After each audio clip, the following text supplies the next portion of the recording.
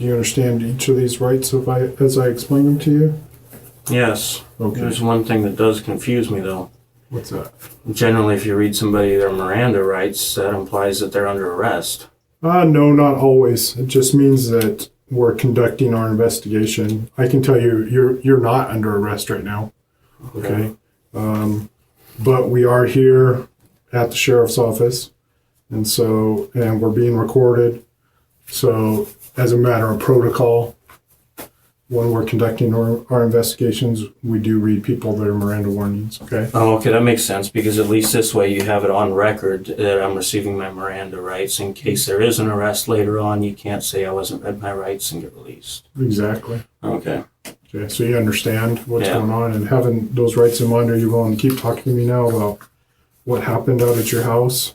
Of course. Okay. As much as I can. I mean, I can't help you too much. I wasn't there, but... Okay. Well, I wasn't either, and I just got here literally a few minutes ago. So can you just kind of start from the beginning and tell me what happened? Well, quite honestly, What you just your informed me understanding of something else. There was a shooting. Right. Okay. What can you tell me? All I know is that we were called out to your house and that there was a body found, and that it looks like the person had been shot. So that's where I'm asking you to jump in and help me fill in the blanks as far as what led us out there. Okay. Sorry. All right. Let's see. You said today is now the, 8th? It's the 8th now, yes. Okay. Just after midnight. On the 6th at 10 in the morning was my Aunt Joy's funeral service in Pasco. They're kind of like at the city church. So that morning, I guess that'd be Saturday, I left the house at probably 8:30. Okay. And that was the last time I was there before the last time I was in my house. And that's going to be a little later than expected, because the idea was I run up, go to the funeral, hugs, handshakes, turn around, go home. And, I had got some family from the coast from all around that I hadn't seen in quite some time. And a lot of that side of the family is kind of yuppies that I don't get along too well with. I'm blue collar, military mechanic. Don't really hang out with the sharp dressed crowd too much. Yeah. And during that drive on 82, I tried repeatedly. In fact, see if I can give you some times. My dad and my grandpa and I had been joking around about how it's strange Des hasn't called yet. She hasn't been bugging me yet today, because she's a real stickler on the times. She schedules tight. Yeah. I adapt and overcome and kind of go spontaneous. So we've been joking about that. And let's see.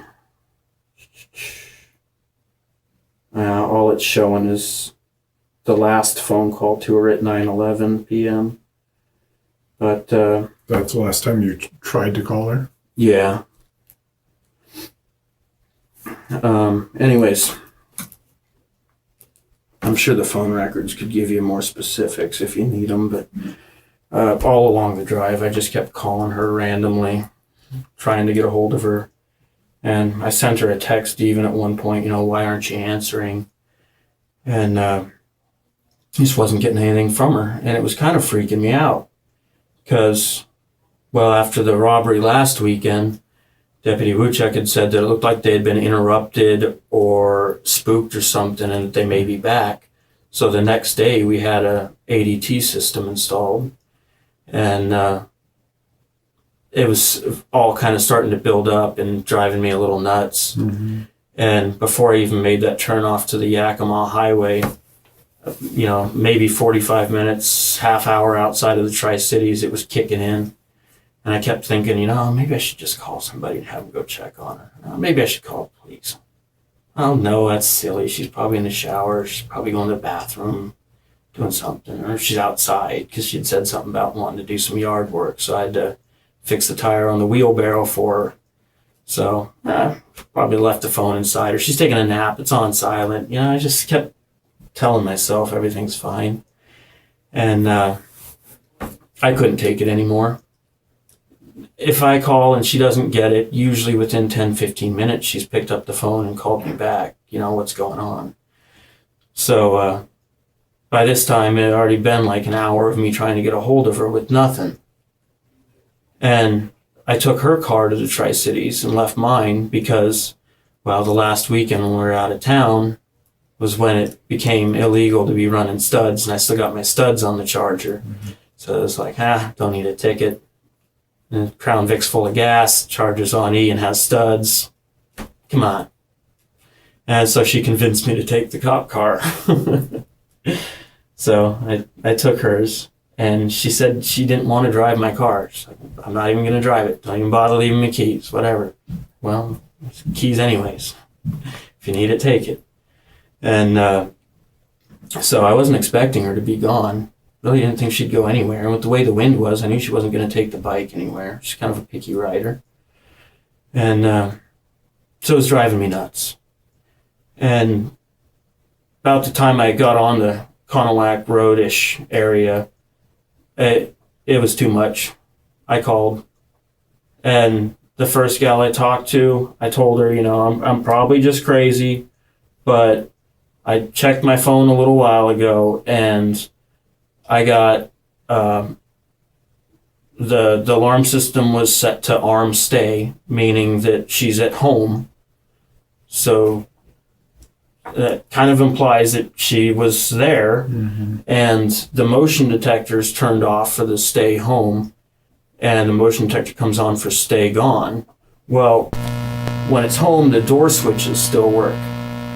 And when I checked the phone and I saw that both doors had tripped within close time frame of each other, when I looked at it, it said front door open, closed, like 324. And then back door, open, close, 327, open, close, 328. So in my head, I put that together as she goes in the front door, out the back door, and then, you know, obviously shuts the doors behind her, and then comes back in the back door and shuts it. So she should be home. So why isn't she answering me? She should be in the house. Because that's in, out, in.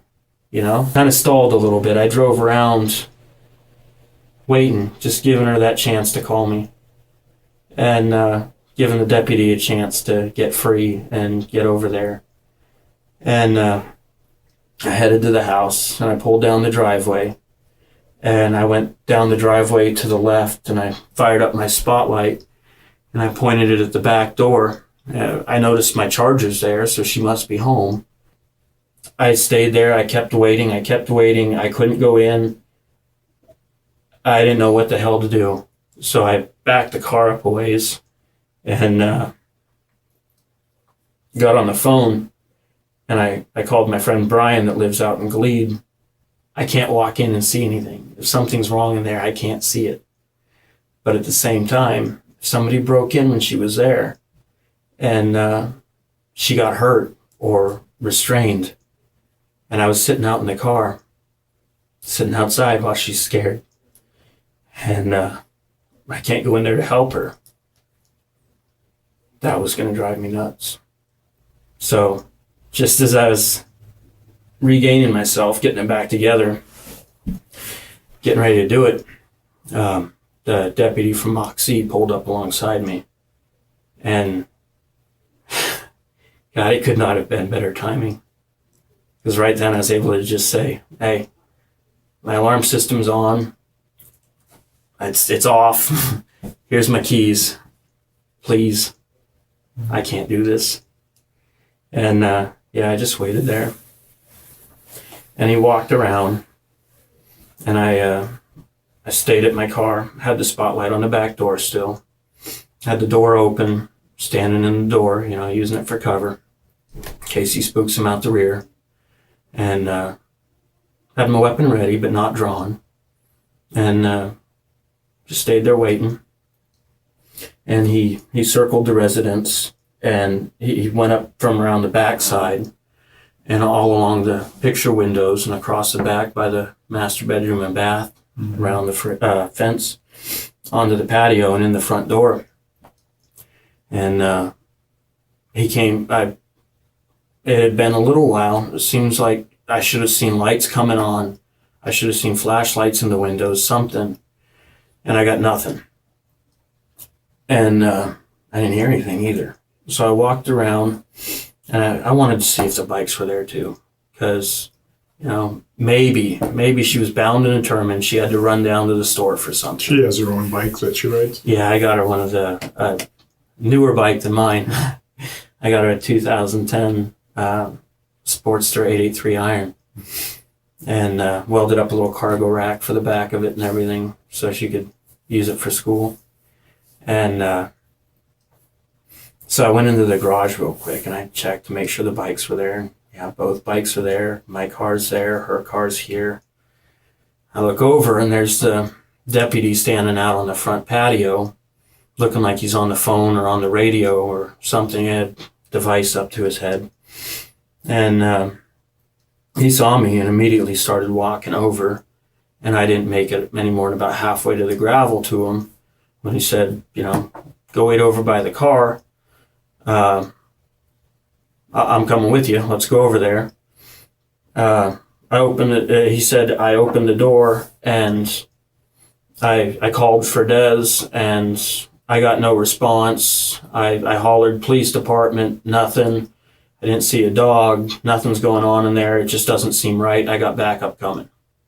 Next thing I know, they come outside and one guy's patting me down. They're asking if I'm armed. I'm like, yeah, I just told the other deputy. Got a 45 right side inside the waistband, hip holster, And I had it in the car because, well, it's my dad's old gun. I was bringing it up from the Tri-Cities. And when I was pulling into the house, I stopped up at the end of the driveway, right up there by the dumpster, about halfway to the house, and went around and popped the trunk and quickly slapped it on before I came down. So I was ready to go. And so they took the gun and patted me down, and they pulled a Surefire flashlight out of my back pocket. I haven't seen that yet. And took whatever else they wanted and had me sit in the back of one of the cars. And one of the deputies told me that there was a deceased woman inside. And that was all he would say about it. He obviously, I understand he can't ID her, so they don't know her. That's probably her. Okay. So I guess as of now, I still can't say for sure, but I'm pretty sure. Yeah, I believe that it was your wife that was found inside the house. Said that you had your dad's 45 with you. Yeah, my dad was sergeant with the Franklin County Sheriff's Department for many years. And he had a old 80 series Colt Mark IV 1911 that was his duty pistol for many years. And he shot competitively for the police department. Got all kinds of great awards for it and everything. And after the deployments and everything, he's like, heirloom. That's Serious now. Yeah. So, did you keep any other guns inside the house? yeah, I had a few. Okay, what kind of guns did you have in there? Let's see, I had, let's go with Dez's. When her grandfather died, her mom left a few guns to us because I'm a military guy, I shoot. I got Des going on it, so she left a Remington Wingmaster. Okay, shotgun? Yep, and a Remington Huntsmaster, which is a pump action 30-06. And then 2 revolvers made by Haas. They were Sig Sauer before Sig Sauer got together. What caliber are the revolvers? One of them is a 22 long rifle, and one of them is a 357. They're both single actions. Okay. Des also had a carry pistol. It was a Ruger LCP 380. I shouldn't go there because it's kind of rude, but, well, Des didn't want me to say anything to anybody, but she kind of had mixed feelings. And if I'll do anything, but that's one thing I can't provide for her. So at one point, her and Paige had a little thing going for a while there, a little experiment. Okay, so it was Desiree and Paige who had the sexual relationship? Yeah.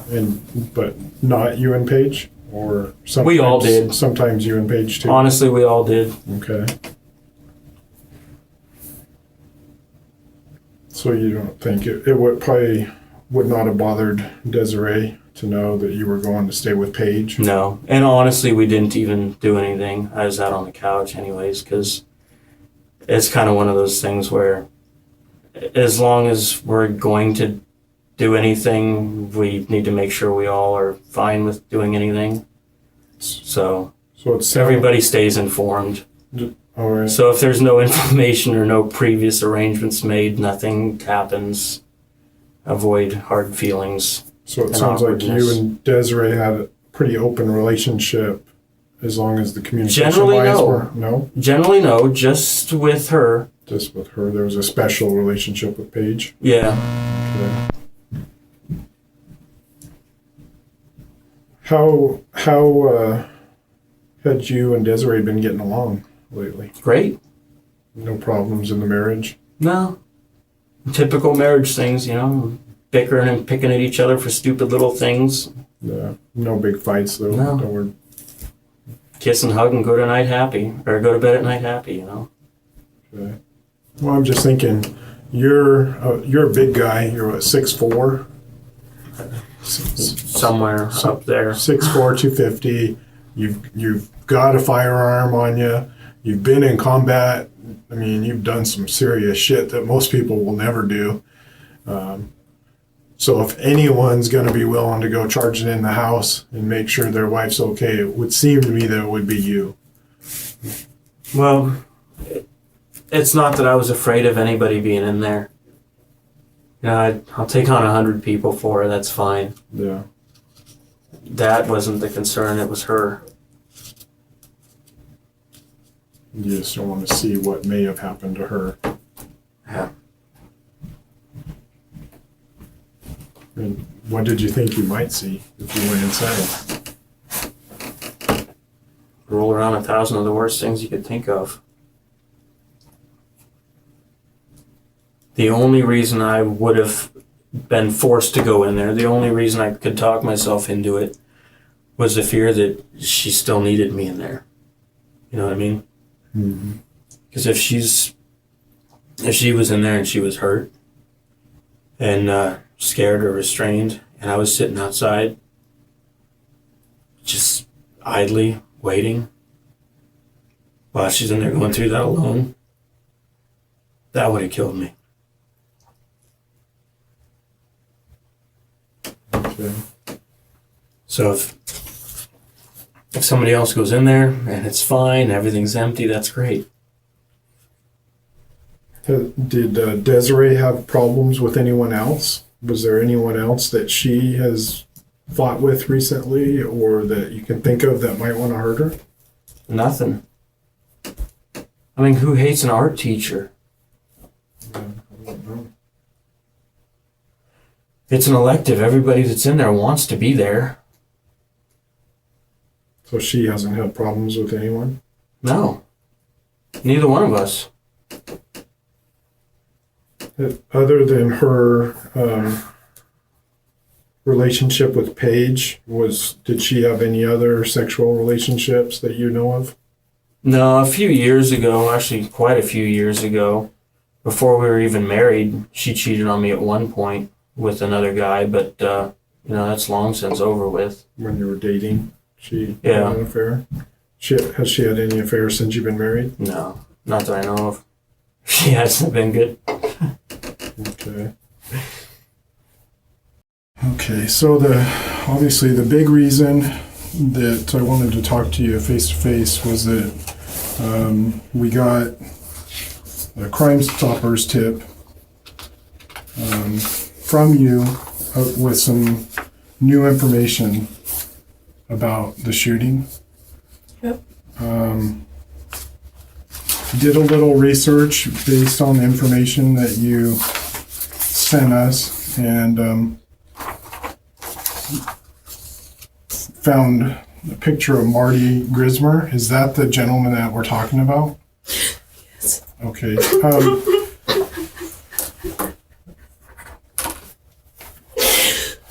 Would you mind just initialing and putting the date below that?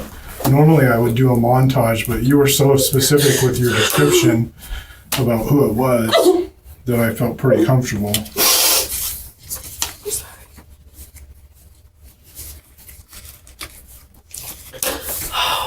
He looks a little bit different now.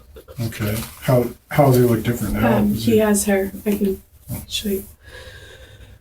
Oh. Yeah.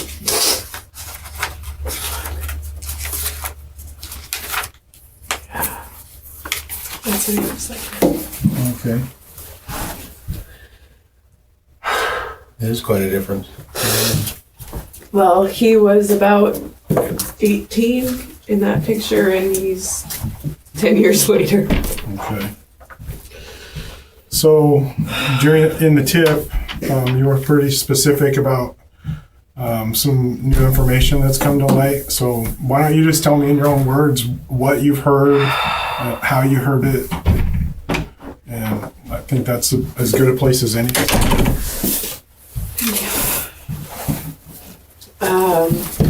Last week, I had Scott over. He was there for the week. And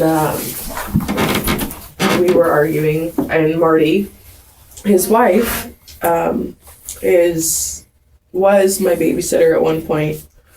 And we had been up all night arguing and talking. And I asked Marty to come over and get the baby. So he came over and he picked him up, and everything was fine. Scott was asleep.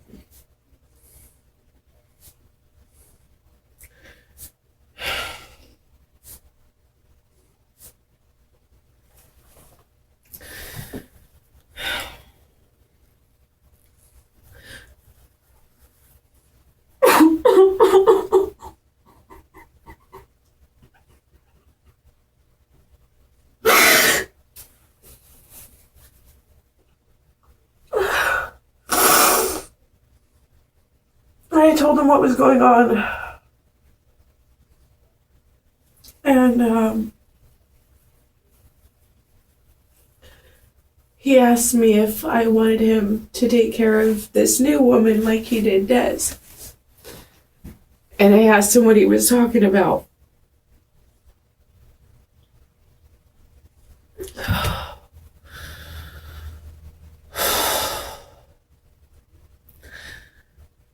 The first time he came to see me, I was pregnant. We had just found out about 3 weeks before the shooting that I was pregnant. Marty was one of the first people that I told.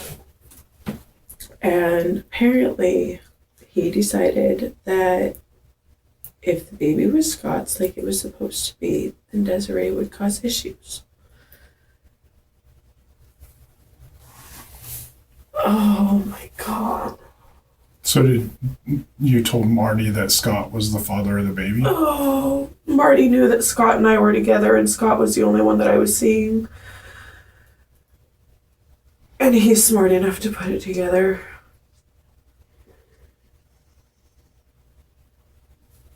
Like, he asked me for sure if it was Scott's, and I told him yeah, because at the time I thought that was the case.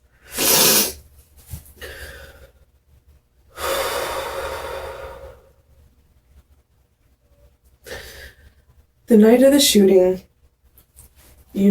Scott and I went to dinner with a coworker, and I had asked him to come over, and I always paid his gas whenever he made extra trips. I was a little bit short on money, and I asked Marty if I could borrow $20. So he came over and dropped the money off. We sat and visited for 15 minutes or so, and then he went home because he had to work the next day. It was pretty late at night, but then I had my $60 that I could give to Scott for gas. So he already knew that Scott wasn't going to be home. What he told me on Wednesday was that he had gone home, gone to sleep for a couple of hours, and he got up.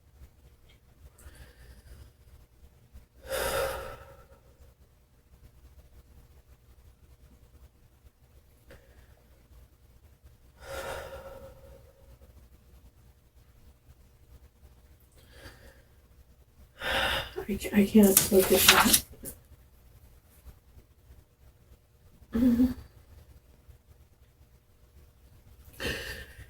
He had an extra clip of some old ammo that he had bought a few years ago. He ran out all of the ammo in his backyard until he had a single clip left.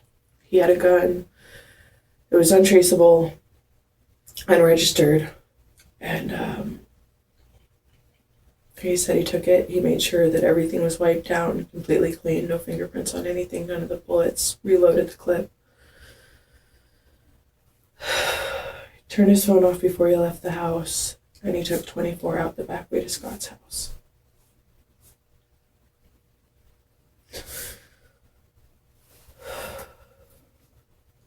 Marty was my best friend for a long time.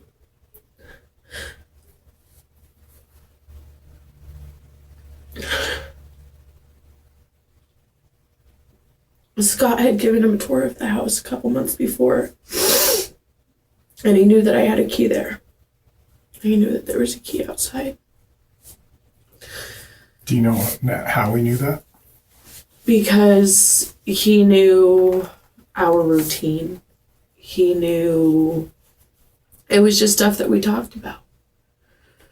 I was excited about getting the house. I was excited about everything was new, and, you know, it was just stuff that we shared.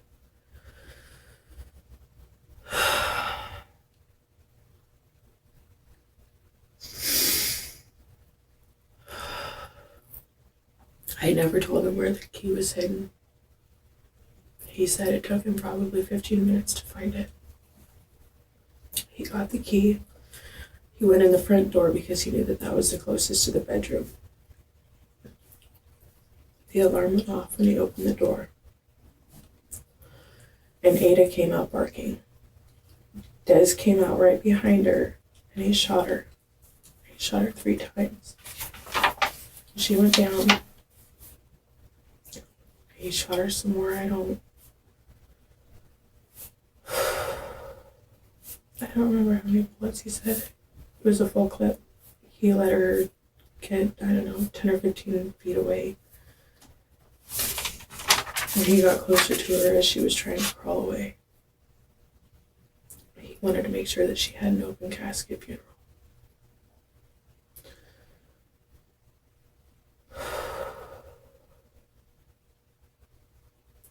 He went to the back of the house and moved the board off the window that Scott had put up after the robbery. Oh, that's not awkward at all. Is that him trying to call you? That was Scott trying to call me. His dad's here with me. I only told him that I was setting up a meeting with you. I haven't actually talked to him yet. So he doesn't know the story about Marty? Is he going to react possibly violently, do you think? That's why I didn't tell him. I waited for him to leave before I even could wrap my brain around the whole thing to put in a tip. How close were he and Marty? I wouldn't say that they were extremely close. Marty was my best friend. Marty and I started dating for a little bit until he found out about Scott, and I told him I couldn't see him anymore. But we were friends. We would go out together and stuff. There's an old lady in Yakima. Scott and Dez's old neighbor at the apartment. Marty helped me take care of her. And sometimes him and Scott would get together up in Yakima to talk about that. That was how Marty found the house and got the tour of the house, was because he was up there to see Lori.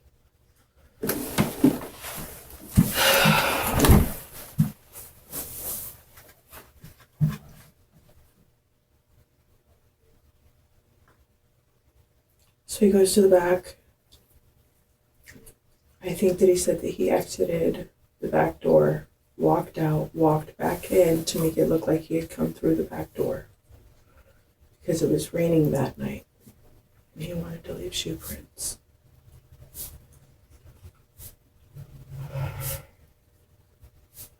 He put the key back in its hiding spot. He went back inside again, grabbed a jewelry box off of her dresser, and he left. If you initiated another conversation with him, do you think he would talk to you about it more? I'm sure he would. He worships the ground I walk on. He's obsessed with me. Is that something that you would consider? That's all I could think about the last 2 days. What if there was a situation where we could put a wire on you? Would you be willing to talk to him with a wire on? Yeah. Did you kill Desiree? No, you say no. Do you know who did kill Desiree? I have a good idea that Paige had it done. Okay. Were you present when she was killed? No. Were you involved in or aware of the planning of Desiree's death? Not beforehand, and no. Okay. Having after the fact on there, I figured on there that she had done something. Has Paige ever confessed to you that she killed Desiree or had her killed?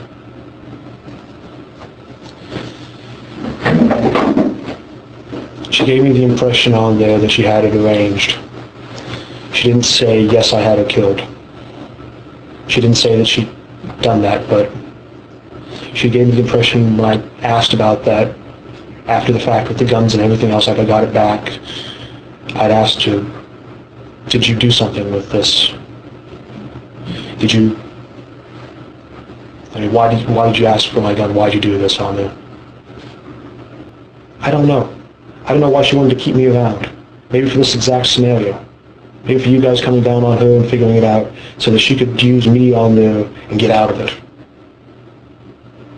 That's the only thing that makes any sense in my mind on there, is that she wants me to be the scapegoat. Knowing that you won't say a word. I don't know who killed her. I don't. I believe Paige had it done. I don't know if she did it. I don't know if she had someone do it. I don't know. That's the impressions I got, is that she had it arranged. I don't know what to believe.